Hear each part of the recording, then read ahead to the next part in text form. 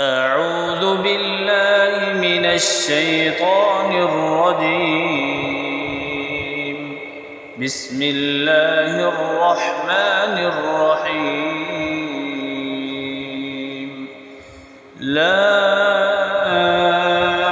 أقسم بهذا البلد وأنت حل بهذا البلد ووالد وما ولد لقد خلقنا الإنسان في كبد أيحسب أن لن يقدر عليه أحد يقول أهلكت مالا لبدا أيحسب أن لم يره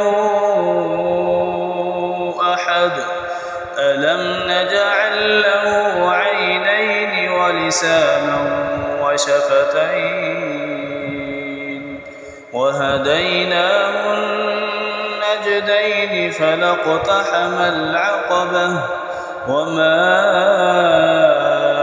أدراك ما العقبة فك رقبة أو إطعام في يوم ذي مسربة يتيما ذا مقربة أو مسكينا ذا متربة ثم كان من الذين آمنوا وتواصوا بالصبر وتواصوا بالمرحمة أولئك